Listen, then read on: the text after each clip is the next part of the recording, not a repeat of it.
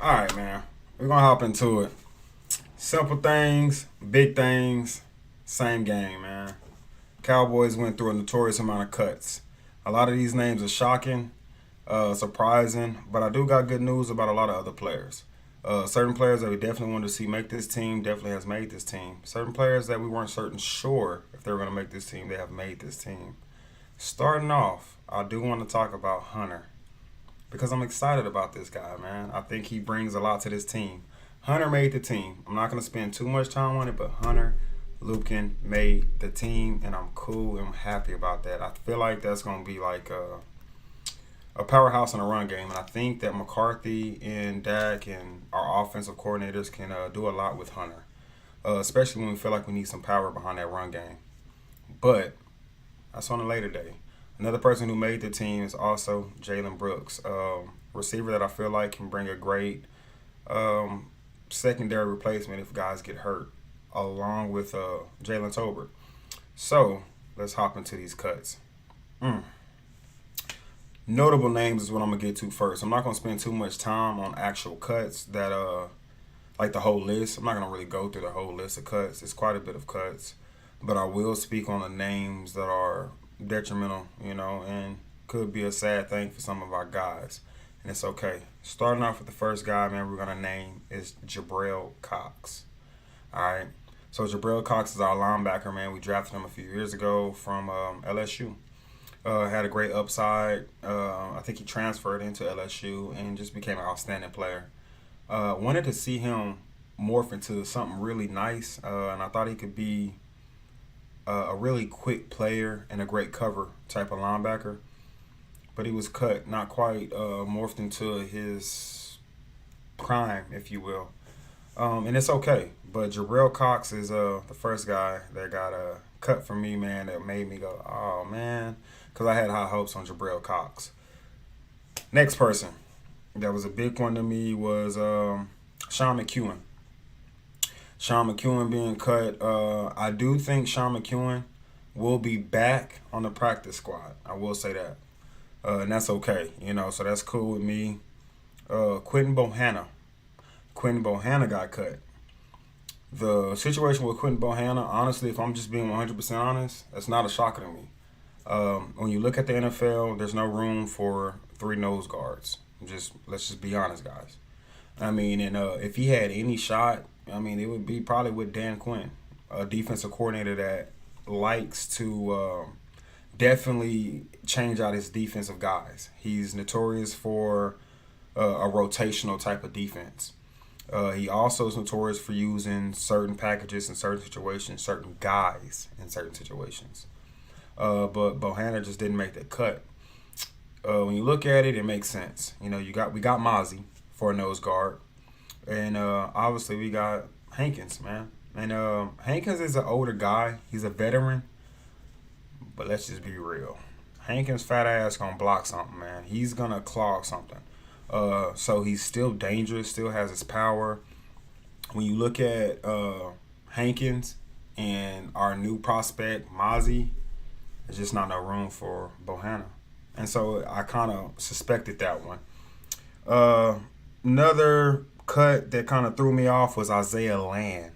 If we being 100%, that would be probably the one cut that made me upset. Mainly because I get that we have a lot of guys on our D line. I get it. I get it. But we also had a major injury with DeMarvion Overshown.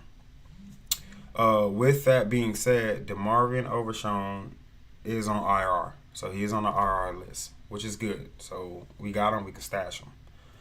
So that's not the end of that whole situation. So that's a thumbs up. You know what I mean? But I'm still a little shaky about the Isaiah Land.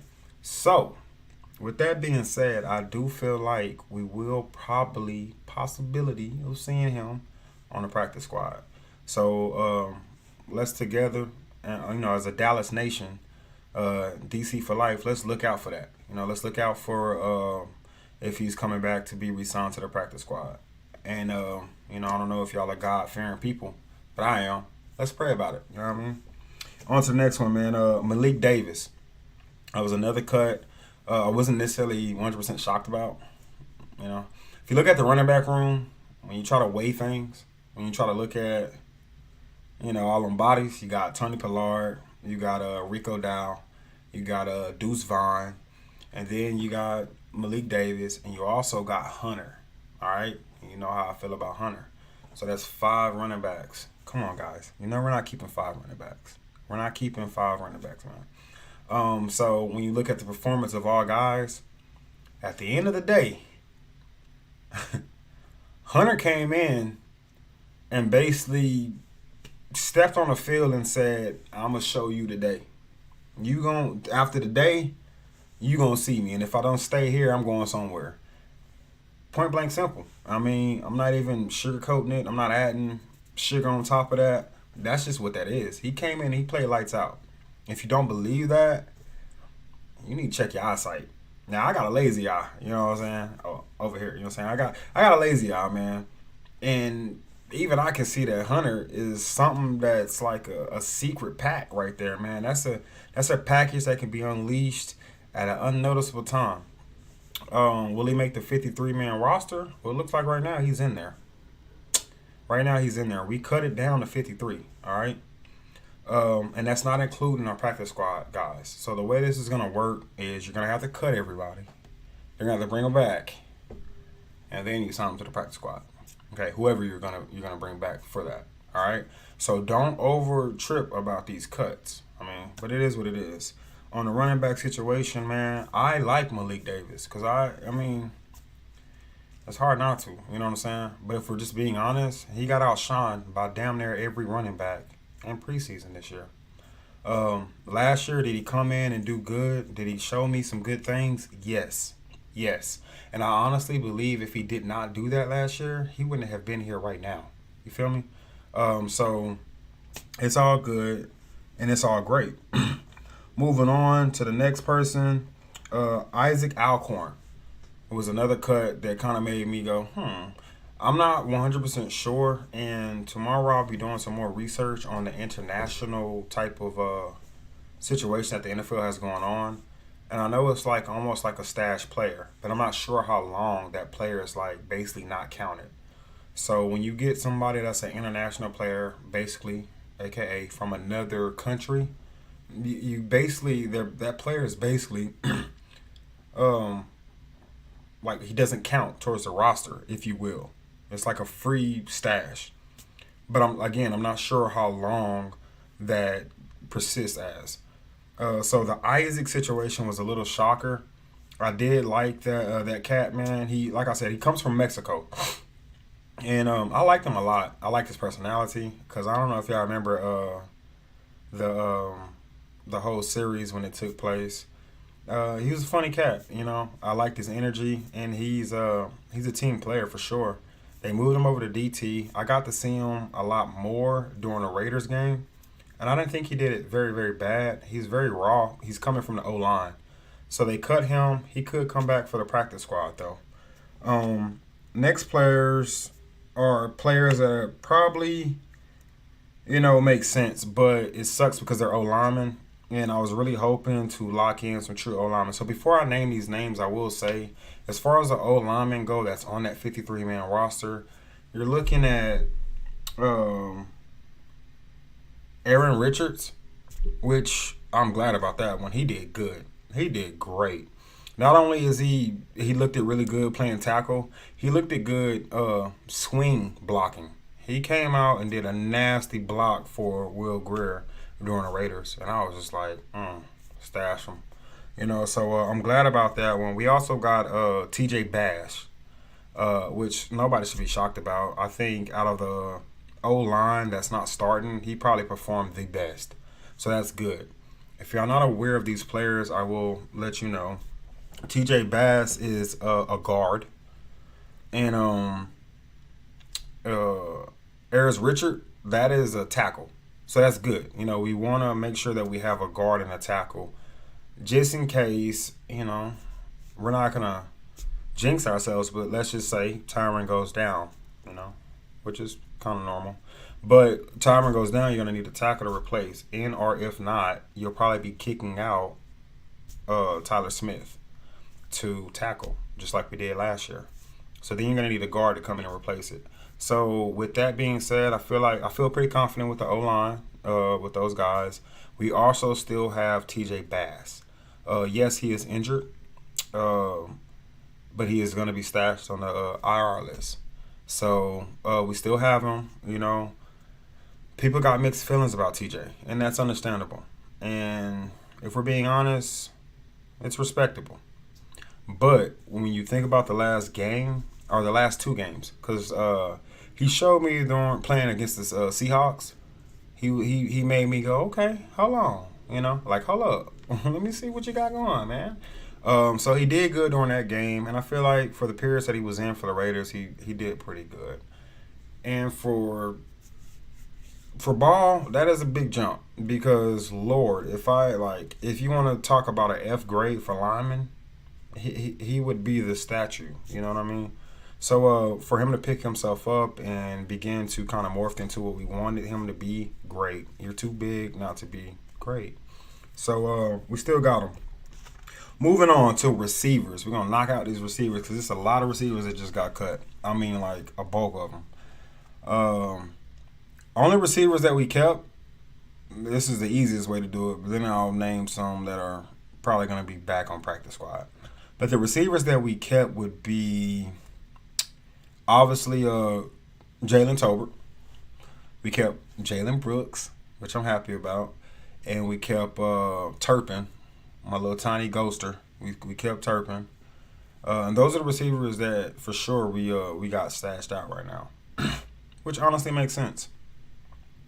Semi Fielko got cut. Jalen Cooper got cut. Dontero Drummond got cut. And Dennis Houston got cut.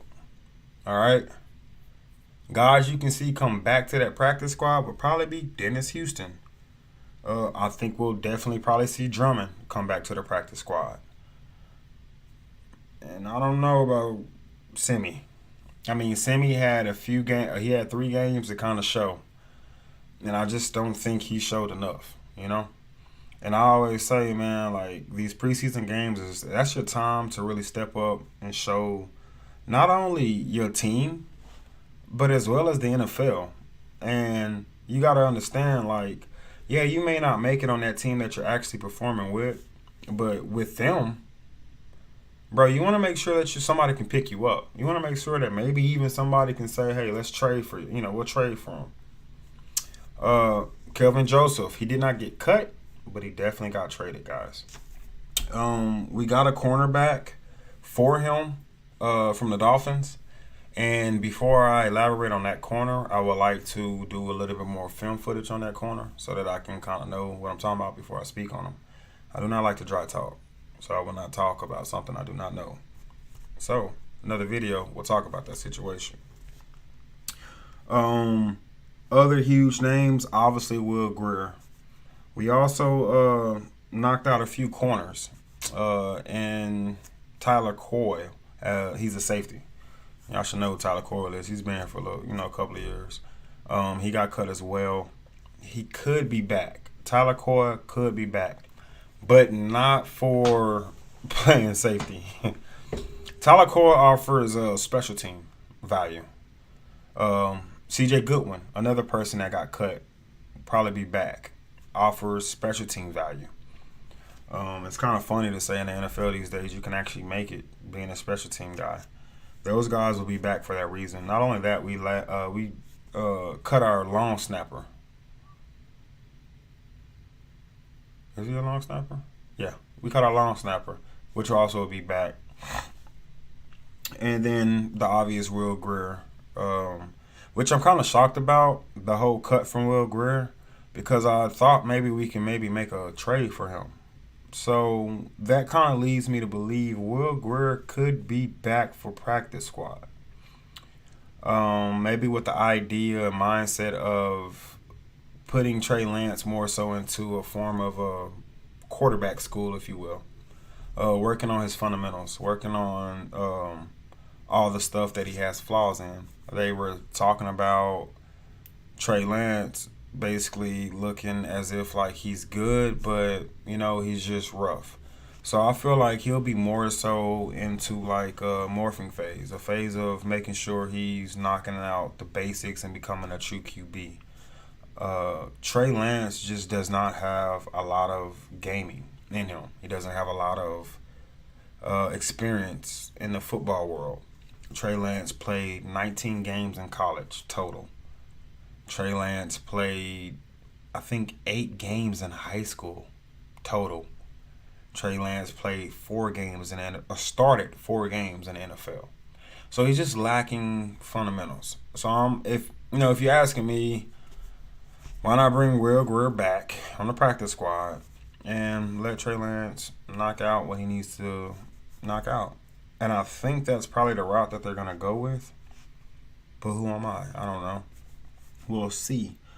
If not, then that means Trey Lance would be your form of a practice squad QB, but we'll figure it out. Only reason I'm saying this is because with Will Greer's performance in the Raiders game, which was outstanding, he definitely brings you a trade value, or maybe they just felt like they couldn't trade for him. I'm not quite sure, but that's the main people in my mindset that are shocker trades. I mean, shocker cuts. There's a lot more people, man. Like, we cut a lot of bodies. Like, if I'm being honest, we cut a lot of bodies. And I think that has a lot to do with the change up with the NFL, with the whole 90 players and going from like 75 to 90. So I already knew this year was going to be a heavy cut year. I wasn't shocked about that. But how quick it happened, yeah, that's kind of different. That's some steam. Like, we could normally look forward to a few days of cutting, and like there were so many bodies that just got swiped out. But some of these bodies are just ideal. Princeton Fant got cut on the tight end. Seth Green got cut on the tight ends. With Princeton Fant, it kind of makes sense. Watching him during the Raiders game, I was just like, get him off the field. There was a couple of blocks that he just or pickups, if you will, blocks, pickups, however you may claim it. But he definitely should have or was supposed to pick up those blocks, and those led to negative or bad plays. So with you being a tight end, you not being able to block, it kind of speaks for itself. On the tight end line, we did keep, obviously we kept Shoemaker. Y'all shouldn't be worried about that. But the one that I was kind of happy about was Stevens. We kept him. And John Stevens. We kept him. He's a tight end. Number 46 or 49. He did great, but he got injured. He got injured during the Seahawks game. I am very, very glad we kept him because he had a great upside to him, great blocker. Seems very mean. Like, came in with a very mean energy, very mean attitude. And I liked what I saw from him, from what I got from him. You know what I mean? I wanted to see a lot more of him during the Raiders game, but like we said, the injury took place. I'm just glad we were able to stash him on the IR list for sure. Lineman that got cut, that may be a shock, Matt Fornick. Matt Fornick is gone. But it's not a shock to me. I mean, if you're watching the O-line, you're watching what they did during preseason, it kind of makes sense. The bigger shock to me is Brock Hoffman. That cut was more of a bigger shock than Mac Fornick, if I'm being honest. Mac Fornick kind of just showed, he couldn't take that position for sure. We do have Walesko. We still got him. He's on the IR list, I believe, as well. Stashed out. And that's a beautiful thing about the IR list. We can kind of stash some players if we need to. There will be players that will be cut and brought back and put on the IR list. I'm sorry. We also got rid of Cedric Redwine, which was a safety. Kind of could figure that one. Ben Bandanu, the DN, is gone. There's a list, guys. There's a list. Some of these names and most of these names left on this list are kind of like no-brainers. There are people that we kind of could expect to be gone. Like I said, I guess the biggest names you guys should look at: Quentin Bohanna, Isaiah Land, Jabril Cox, Malik Davis, Sean McEwen, um, not Will Greer, obviously. Oh, Josh Butler. Josh Butler got cut. Watch for Josh Butler to be brought back on the practice squad. Okay, I can kind of, I'm nobody, remember, but I can kind of guarantee that Josh Butler will be brought back on the practice squad. He did a great showing. He had a great showing, but not great enough, if that makes sense. On better news with the cornerback room, we do have Lewis coming back. Jordan Lewis will be making his return. Not to start, because boy, you're gonna have to do a lot to take Bland's job. And Jordan Lewis is definitely, great to have back, but it also frees up a little bit of that space in the cornerback room. So the Josh Butler cut, not a shocker, but just know that he's probably going to be returned to the practice squad. Sean McEwen also could be a return to the practice squad. Malik Davis could be, maybe not. We'll see, With us carrying the number of backs we got 4 backs right now on a 53-man roster. So with us carrying that many backs, the only thing I can assume is that Hunter will probably be on the roster as fullback, which, I kind of would hope so. I don't want to see him go anywhere. That cat, man, that dude, he going to tear something up when he get his chance, for sure. And when that chance comes, he should be hungry. He should be very hungry. Alec Landstorm, O-lineman, cut. Josh Bourbon, receiver, cut. Let's see. Who else, man? Worth talking about. Nobody else, really. That's our cut list for today, man. Like I said, some of our main names, what we're going to do from this point on as Dallas Nation, Cowboys Nation, is just keep your ear to the ground. I will make a video kind of showing guys when that time comes that are going to be placed on that practice squad. So I can give you that 20-plus number of practice squad guys that we have. But the 53-man roster, don't trip. It looks good. On paper, it looks beautiful. I have nothing to fear, especially with the starters. Oh, my God. So we still look deep. The whole Quentin Bohanna thing is the main thing that I see people were kind of like, what about? And then the Jabril Cox, as well as Isaiah Land. And I do think there's a place and a home for Isaiah Land more than both the other two, Jabril Cox and Quentin Bohanna. When you look at Jabril Cox and Quentin Bohanna, I think they've outplayed their time already, if that makes sense. And this is not me saying it. It's just, the way the NFL works. You can only be a third string, fourth string guy for so many years before they hand that off to the next rookie that came in. And so the whole Jabril Cox and Quentin Bohanna situation is just that, like, you've outplayed your time. There's been guys that come in that could outshine you. Last year, Quentin Bohanna immediately, not Quentin Bohanna, but Jonathan Hankins immediately came in and pretty much, like, stepped over Quentin Bohanna. And with that being said, that is a veteran, but still, that's a pretty older guy. Quentin Bohanna just hasn't taken that next step. Seeing him come back to the practice squad is probably slim to, I'm not going to say none. I ain't going to do that. But I don't think we'll see him come back. He probably could be picked up, though. On the trade news, like I said, all I do know right now with trades is we've traded for a corner and given away Kelvin Joseph, which was smooth on the Dallas Cowboys staff. I feel like they kind of knew they wanted to try to make a trade for him. He has actual starting experience. We let him play, and we didn't put him in a position to jeopardize himself. We didn't put him on out. We know Joseph can't play outside, man. All right, we know this. We didn't put you out there, and we didn't all cried about games you just stubbed on us.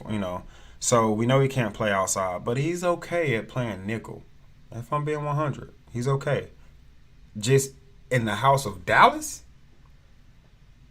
Kelvin Joseph ain't gonna cut and break nobody at nickel. He's young. He's gonna come down. He's gonna hit. So let's let him go somewhere else, and let's see what we can get for him. I'm okay with it. I'm not really sure why we traded for the player we traded for, if I'm being honest. But it is what it is. I don't understand the full business of the Dallas Cowboys, and I ain't trying to, because I ain't gonna run no top franchise in the world. But I'm sure they know what they're doing. Like I said, I will be watching film on that trade person and getting a better scoop of him. I know he came from the Dolphins, was number 9, and that's literally all I know, guys. And I'm not even gonna sugarcoat it. I don't know nothing else. So I will be watching film. We'll get to that, and we'll also chop up and break down other players that will be cut and or traded for. I can tell you this: it ain't done. It is not done. The league got a lot to cut on every team because they've increased that number of players you can hold to this period. So every team is about to be doing a lot of cutting. A lot of cutting. So like I told y'all last video, this is the week you want to kind of bucker down. And sure enough, it ain't nothing but Tuesday. And boy, the Cowboys got a list for us, man. It's longer than my Christmas list, man. And I'm bougie. I'll be wanting a lot. But it's okay. I'm not shocked too much. Again, my biggest shocker would probably be Isaiah Land. So, like I said, we'll see him in the practice squad. I'm pretty sure, you know what I mean? But we'll keep our ears to the swivel, man. We'll keep our heads on the swivel, and we'll keep reporting this and make sure that we know what's going on with our boys. But if you're looking at depth chart, if you're looking at depth, the one worry would probably be linebacker. So that's why, for me, the whole Isaiah Land cut was such like, what? Huh? Because I'm like, Jabril Cox, I get it. I get it. And honestly, if I'm being 100% honest, we are deep at the safety position. So if I make an educated guess, thinking about my defensive coordinator, my educated guess would be we're going to replace or add to that linebacker position through our safeties. And that's just, educated guess. I don't know. I don't have like an inside scoop to Dan Quinn. You know what I mean? But my educated guess is we're probably going to substitute from the safeties and bring them down. Dan Quinn does this anyway. Guys, understand. Dan Quinn loves a mean box safety. That's kind of like the stipulations and the way he runs his defense. He has a box safety that can come down and honestly act as a linebacker. So basically it goes like this. Dan Quinn will have his D-line doing what they do. You know what I mean? He'll take one of his linebackers and have them actually add into a rushing pressure. On the flip side, he'll also bring down a safety to replace the linebacker in the box. Okay? So when you look at players like, let's see who's notorious for it that hasn't played much. Because obviously our three-headed monsters are all notorious for it. He's moved Bland in the box too a few times. Number 41. That's the best I can go to. But he likes to bring a safety into the box. And Malik Bell. All right, Malik Bell. Or Marquise Bell, I'm sorry. Marquise Bell, when he's played, if you look at his numbers, if you look at his stats, if you looked at where he's played the most, I swear, he's played in a box more than he's played in the back with the safety. So when he's been on the field, Dan Quinn has moved him into the box to play a linebacker role. Still playing safety, but a safety rolling down to play the box. And more than likely shooting in one of his linebackers in. And in that period, obviously, would have been Michael Parsons. But now we know Micah is DN specialist right now. You know what I mean? So we'll be okay. We'll figure it out. And we'll know what's going on closer till. But guys, we're going to figure it out within like a week and a half. Tops. You know what I'm saying? Because in 2 weeks, September 10th, baby, it's time to get going. It's time for action.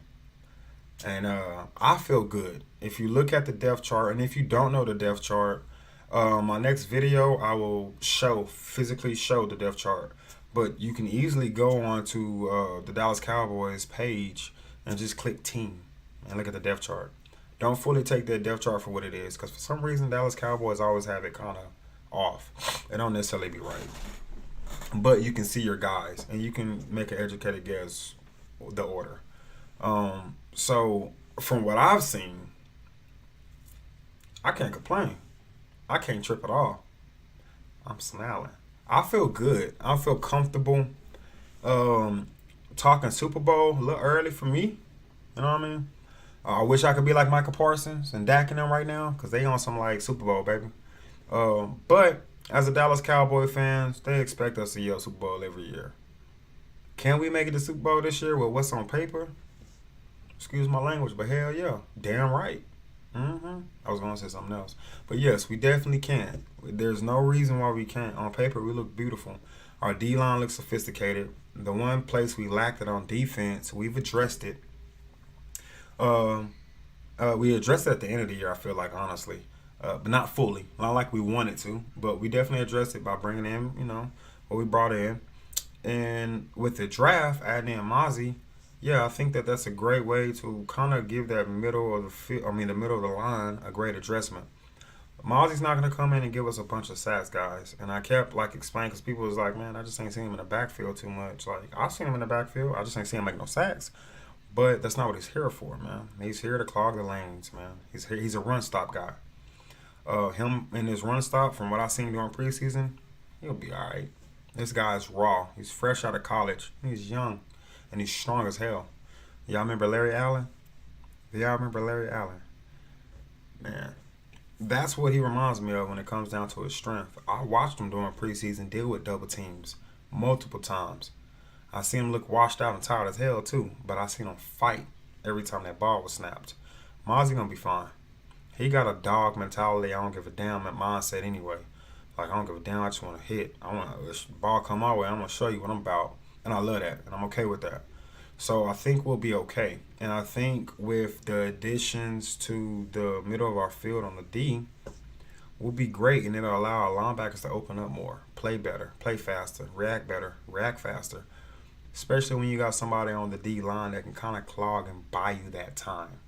Get what I'm saying? So we're going to be good. I mean, honestly, if you want to think about it, that would be like the only weakness when you look at my defense.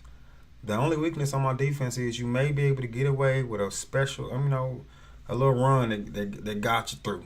When you come to the whole mindset of throwing it on my defense, you don't want to throw it on us. Stop the cap. You didn't want to throw it on me last year. You ain't feel comfortable throwing it on me the year before. How the hell you gonna feel comfortable throwing it now that we got Gallimore over there? We got Bland at nickel, who came in a UDFA, guys, undrafted. So stop hating on my Cowboys about how we draft. Y'all tripping. We draft dogs. Everybody can't be a hit. It's gonna be some misses. Period. All the Dak haters. Let's get through this year. Then we can fully criticize. Let's see how it plays out. I'm cool with Dak. I trust him for this year. I trust that he has better weapons. I do believe last year that was an uncomfortability situation. You really only could rely on CeeDee Lamb. You knew Gallup was banged up. What else you got? Now you got Cooks, CeeDee, a healthy Michael Gallup. Then you got replacements to come in that you can feel comfortable with, like Jalen Tolbert, who showed us, I can go grab the rock. I can go throw it my way, and let me do the rest. So offensively would be maybe the biggest question mark of like last year's life expectancy of the season. It was all about, when our defense is grinding down, trying to hold us down, we need the offense to kind of elevate. I do think it'll step up. I do think the offense, I do know the offense will be a lot faster. The pace of the offense is about to be nice. It's about to be nice. I can't ignore Dak Prescott calling plays and the success that he had doing that. For you to ignore that would be ignoring a white flag. That white flag, you're supposed to relax. It's like in my mind, I think Dak Prescott did a great job doing that. And when you mix that in with McCarthy, because I honestly feel like McCarthy has that level of trust in Dak and partially is leaning on Dak. And I think they're going to mold that together. And I think that you're going to have kind of an offense that's being called by a little bit of both Dak and McCarthy. That's truly what I feel like. And so when I think about that, it does make me smile. Looking at Dak Prescott's decision making, looked pretty pristine to me, pretty efficient, really efficient. And that's what I look at as the offensive success. How efficient are you doing what you do? How well do you do what you do? When it comes down to crunch time, are you that team that kind of folds? I feel like I want to take a leap from there, and I feel like we can do that this year. I truly do. These whole cuts and whatnot, for some, it bothers them. For me, nah, not really. That's a part of the business. The players that I needed to be there, the players that I think that can bring an impact are here. They're here. And that's all I can ask for. I'm done worrying about next year. I'm done worrying about the year after. Like the whole Trey Lance situation. Made a video about that. Made it clear to people the Trey Lance situation. Don't do the whole delusional Cowboy fan crap. Yes, Trey Lance can be something great, but he can be something great. Trey Lance is raw. He's raw. Period. He's raw. He needs some training. That's later down the field. Dak is 30 years old. We'll worry about it when we get there. Let's focus on the season. And in the season, you're not going to see Trey Lance unless my guy, one of my guys, man, that watches my channel, like he said, he may get some garbage time. And I do agree with him on that. He has a lot to say, and he has a lot of great stuff to say. I listen to what that guy says because it'd be legit. It'd be making me think sometimes. But yeah, he kind of corrected me like, I think he'll play. He'll be in garbage times. And I was like, yeah, you're right. For sure, I do agree with that. We'll see Trey in garbage time, but right now, let's just focus on the team and the people we got. We're going to be okay, guys. We're going to be good. Let's keep our heads on the swivel. Like I said, let's keep listening and keep looking at this week, and we'll talk about it. We'll hash it out. But, that has been my little time. As most of y'all got, man, we all got work in the morning. I definitely had to touch down on this day because this day was huge. A lot of bodies gone. Notepad of names, man. Notepad of names. Just off the team quick. But we'll talk about it together, man. Y'all have a great night, man. And we'll figure it out together. But like I said, rest assured, the depth chart is looking good. And like I said, I advise you guys to check it out on your own. But we're still looking straight. And we're looking solid. And I don't think we lost everybody. Y'all hold it down. The Coma Cowboy.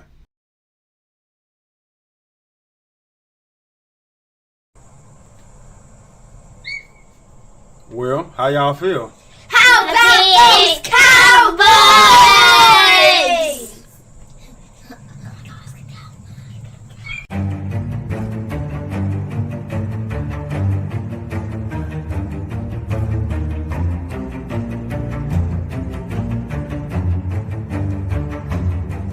I don't give a fuck what nobody thinks.